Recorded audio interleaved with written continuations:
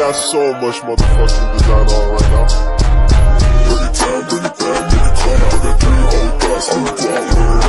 Bitches on my line, and you know.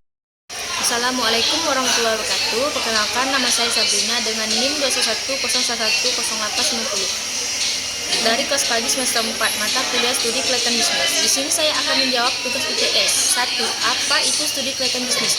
Studi kelaikan bisnis adalah studi yang mempelajari secara mendalam tentang usaha atau bisnis yang dijalankan, apakah memberi manfaat yang lebih besar dibanding dengan biaya yang dikeluarkan. Yang B. Apa saja faktor yang menyebabkan kegagalan suatu perusahaan? Yang pertama, data dan informasi tidak lengkap. Yang kedua, tidak teliti. Yang ketiga, salah perhitungan. Yang keempat, pelaksanaan pekerjaan salah. Yang kelima, kondisi lingkungan sedangkan yang terakhir, yang keenam, yaitu unsur sengaja. C. Apa manfaat bisnis? Manfaat bisnis adalah 1. Memperoleh keuntungan. Kedua, memperoleh peluang pekerjaan. Yang ketiga, manfaat ekonomi. Yang keempat, tersedia sarana prasarana. Yang kelima, membuat isolasi wilayah. Yang keenam, meningkatkan persatuan dan pemerataan pembangunan. D. Lembaga-lembaga apa saja yang perlu studi kelaikan bisnis? 1. Investor. 2. Kreditor atau bank. 3. Pemerintah. Dan keempat, masyarakat. E. Bagaimana tahap dalam studi kelaikan bisnis? 1. Pengumpulan data. Kedua, pengelolaan data. Ketiga, analisis data. Keempat, pengambilan keputusan. Kelima, rekomendasi. Dan keenam, dijalankan. Yang F. Aspek-aspek apa saja yang digunakan dalam menilai bisnis? 1. Hukum. 2. Pasar dan pemasaran. Atau yang ketiga, manajemen atau organisasi. Keempat, operasi. Dan kelima, ekonomi sosial. Dan keenam adalah lingkungan. Contoh soal feedback.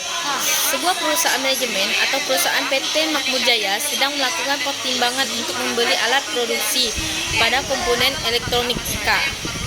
Dengan adanya pembelian mesin produk seharga 250 juta, maka keuntungan bersih yang bisa diperoleh dari adanya tambang mesin tersebut adalah 70 per tahunnya.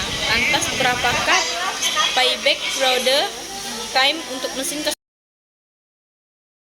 Saya akan menjelaskan tentang payback period.